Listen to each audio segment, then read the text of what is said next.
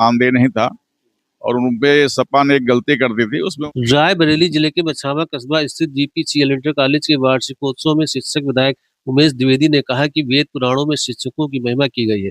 शिक्षकों की महिमा इसलिए की गई है कि शिक्षक हमेशा अपने पढ़ाए गए बच्चों को आगे बढ़ता देखकर खुश होते हैं। शिक्षक की वह कौम है जो अपने द्वारा पढ़ाए गए बच्चों की सफलता को देखकर संतुष्ट होते हैं, खुश होते हैं, जबकि समाज और पड़ोसी सिर्फ अपने बच्चों को आगे बढ़ता देखकर खुश होता है। शिक्षक विधायक ने कहा कि भाजपा सरकार ने शिक्षकों को कैशलेस इलाज का बहुत बड़ा तोहफा दिया है।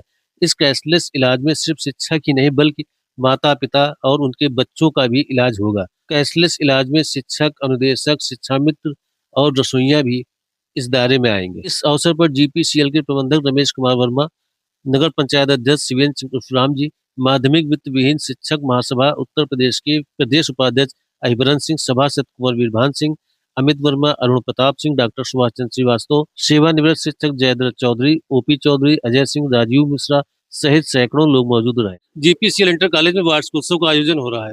यहाँ पर शिक्षक विधायक उमेश द्विवेदी जी पहुंचे हैं।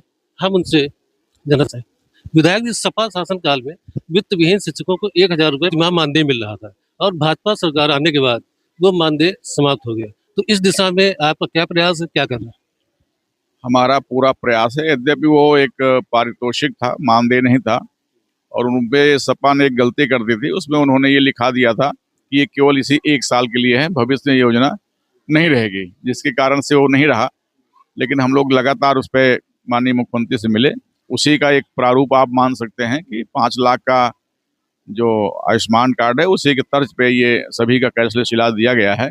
इसमें पूरे परिवार को शामिल किया गया और पहली बार मुख्यमंत्री ने बड़ा दिल करके पूरे वित्त विहीन को, चाहे वो प्राथमिक विद्यालय के वित्त विहीन हो, चाहे माध्यमिक के वित्त विहीन हो, इन सारे शिक्षकों को, यहाँ तक कि रसोइयों को भी, शिक्षा मित्रों को भी, अनुदेशकों को भी, व्यावसायिक शिक्षकों को, सारे शिक्षकों को, अंशकालिक, पूर्णकालिक, सबको शामिल करके एक बड़ा तोहफा प्रदेश सरकार ने दिया है। इसके लिए उनको धन्यवाद है और आगे भी तमाम योजनाएं हैं, आगे आएंगी।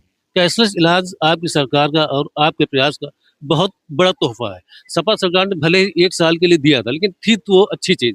तो ये कब तक मिलेगा, क्या प्रयास है इसके लिए? नहीं, हमारा पूरा प्रयास है कि उनको, जो उन लोगों ने चुनाव के समय में, जब चुनाव आया था 2016 में, तो बजट में दिया था सपा ने 200 करोड़, जिसमें करीब 800-850 रुपए महीने का होता था। वो भी 6-6 महीने का दिया था। तो एक किस्त मिल पाई थी कुछ विद्यालयों में, कुछ को नहीं मिली थी। मात्र 96 लाख रुपए बटा था, बाकी कोई बटा भी नहीं पैसा। तो वो एक चुनावी उनका स्टंट था और उसमें काफ़ी त्रुटियां उन्होंने की, उसी साल में समाप्त करने का रख दिया था, इसलिए शायद आगे नहीं बढ़ पाया। लेकिन बहुत ही शीघ्र इस पे भी काम चल रहा, आगे परिणाम आएगा। शीघ्र ही शिक्षकों को वित्त विहीन मानदेय भी मिलेगा। आलोक चौधरी, C9 TV, रायबरेली।